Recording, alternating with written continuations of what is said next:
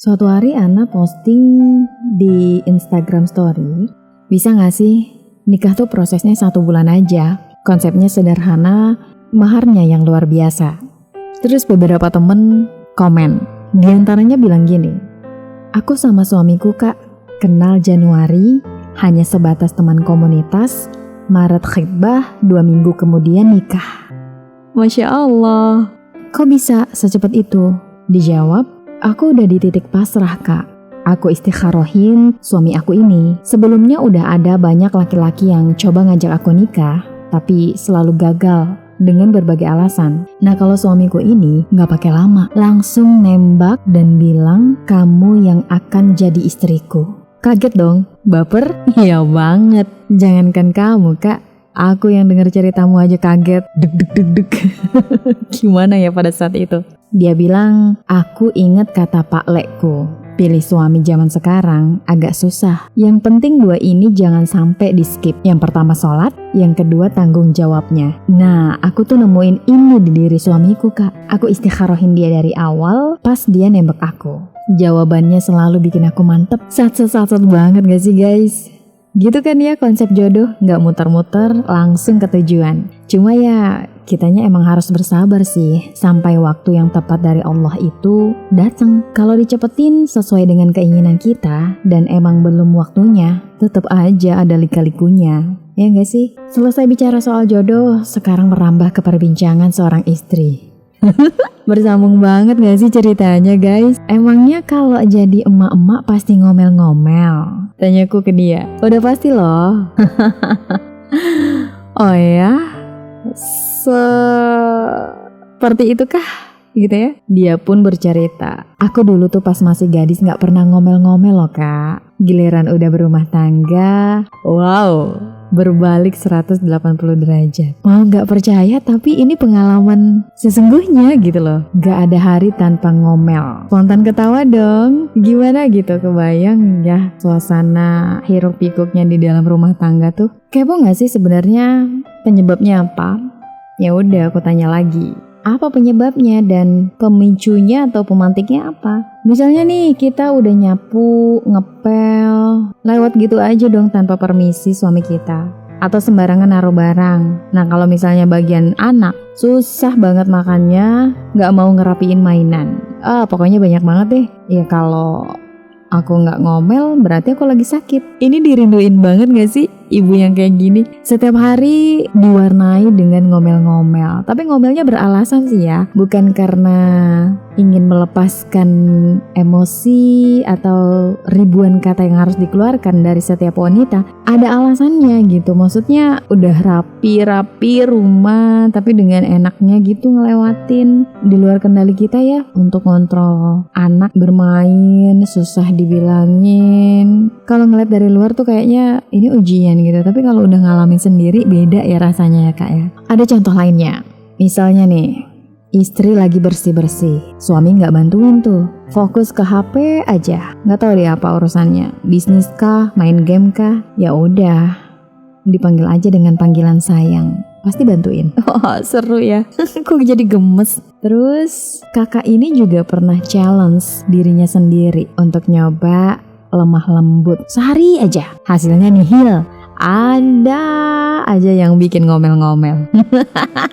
Lucu banget sih. Bisa gak sih dibikin konten nih kejadian yang kayak gini? Terus Hana ambil kesimpulan lah bahwa seni berumah tangga itu memang salah satunya adalah latihan cara komunikasi ya. Gak cuma sama diri sendiri tapi juga sama pasangan, suami dalam hal ini. Dan menjadi seorang istri juga bisa memilih kata-kata yang tepat, akurat supaya bisa bikin anak nurut, rapiin mainannya, mau makan, ya gak sih? Selain memberikan contoh, tapi kita harus punya skill, soft skill ini loh dalam berumah tangga. Kalau Ana dengar ceritanya si kakak ini, iya benar ternyata yang dibilangin guru-guru kita.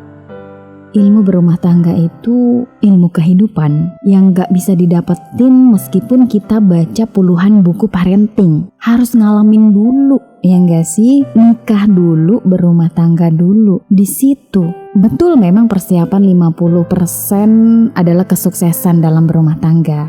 Persiapan itu apa sih?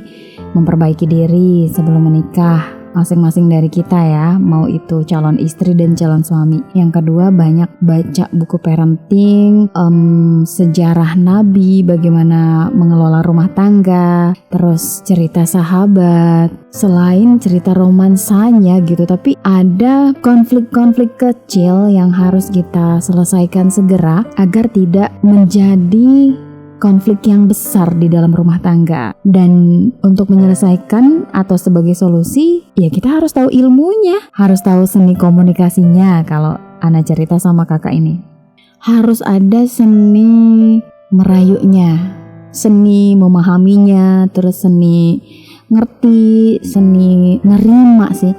Kalau Ana ngelihat ketika kita berumah tangga, ilmu yang harus benar-benar dipegang dan dikuasai itu pertama ikhlas dan nerima. Gimana enggak, dua karakter yang berbeda disatukan dalam rumah tangga, punya kebiasaan atau latar belakang yang berbeda juga, setiap hari ketemu, satu kamar pula gitu kan.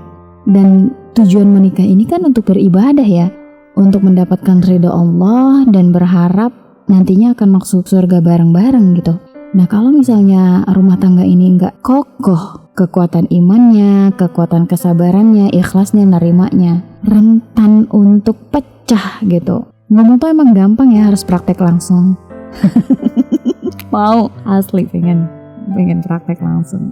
Dan ya Ana kasih kesimpulan, berumah tangga itu memang harus punya keahlian berkomunikasi sih ya. Dan tiap rumah tangga itu punya cara yang beda, penyajiannya juga beda gitu. Makanya ada rumah tangga yang langgeng, ada rumah tangga yang sudah selesai. Terlepas dari ada rumah tangga yang salah satunya udah berpulang duluan ya. Tapi mereka yang bisa bertahan itu selain imannya kuat, memang tujuannya itu mengharap ridha Allah, tapi mereka juga punya skill ataupun seni berkomunikasi dalam menjalani rumah tangga. Ana yakin sih, apapun yang kita jalanin ini kan emang harus ada ilmunya ya. Kalau bisa sih menguasai. Jadi setiap ada konflik sekecil apapun yang gak penting, itu bisa kita selesaikan dengan segera. Dan kalau berumah tangga ini kayaknya gak bisa cuma salah satu aja yang berjuang, harus dua-duanya sih. Kalau misalnya, ada nih yang kalimat yang lucu mana tuh? Ada yang seisi rumah itu soft spoken, ada yang dar-der-dor. Nah kalau aku dan suami ini termasuk yang dar-der-dor. Waduh, kembar siam mereka. Terus aku tanya, yang ngedemen siapa kak? Yang lebih waras di saat itu. Dewasa banget gak sih kayak gini? Iyalah ya, kalau gak ada yang mau ngalah, kelar. Terus bisa gak ya di dalam rumah tangga tuh ada yang dominan gitu? Maksudnya misalnya suaminya itu lebih sabar, istrinya yang bawel. Atau sebaliknya, istrinya sabar banget, suaminya tuh yang bukan diktator, tapi apa ya? Ya pokoknya kamu harus ikut aku gitu. Tapi tujuannya sama, emang mengharapkan ridha Allah. Cuman caranya aja yang kalau dilihat orang awam itu gak enak gitu. Tapi kalau misalnya enjoy keduanya, why not menggunakan cara itu? Sampai ada satu kalimat yang dijadikan prinsip oleh suaminya si kakak ini, yaitu follow your wife, all be fine. Ikutin aja kata istri kamu, semua bakal baik-baik aja kok. Kurang lebih kayak gitu ya artinya. Kalau misalnya istrinya soleha, terus suaminya juga provide gitu ya, maksudnya memenuhi kebutuhan, yang kayak gini sih bisa ya. Dan emang udah saling menurunkan ego gitu, terus ya udah nerima dan ikhlas tadi. Jadi nggak ada tuh ngerasa kalau istri itu harus di bawah gue atau istri nggak boleh di atas gue. Sebaliknya istri juga gitu, yang apalagi dia pekerja ya sebelumnya ya, independent woman gitu. Gak bisa dong, gue gak mau diatur-atur. Udah jelas lo jadi istri jadi makmum kali gitu kan. Masa gak mau diatur, diarahin sama suami? Niatnya tuh gimana waktu mau nikah, ya gak? Jadi memang perlu ada kesepakatan sih antara suami dan istri. Dan endingnya Ana bilang ke kakak ini, bisa kali ya mesen sama Allah yang kesabarannya luas dan cintanya lebih besar. Maunya kayak gitu, bisa gak? Terus kakaknya jawab dong, bisa aja sih, tapi biasanya kalau yang lakinya sabar, si laki akan semakin diuji dengan tingkah istrinya.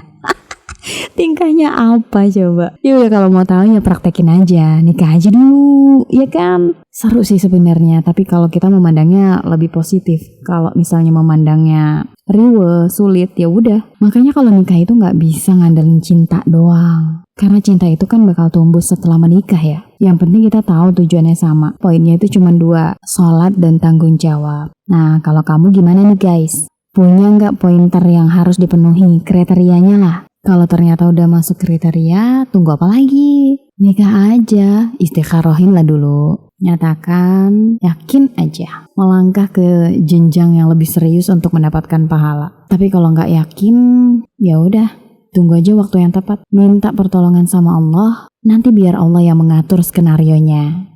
Kamu gak bakalan expect kalau Allah tuh bakal bikin seindah mungkin momennya buat kamu. Gak terasa ya udah sekitar sebulanan 2 minggu gitu ngobrol sama Kak Echa.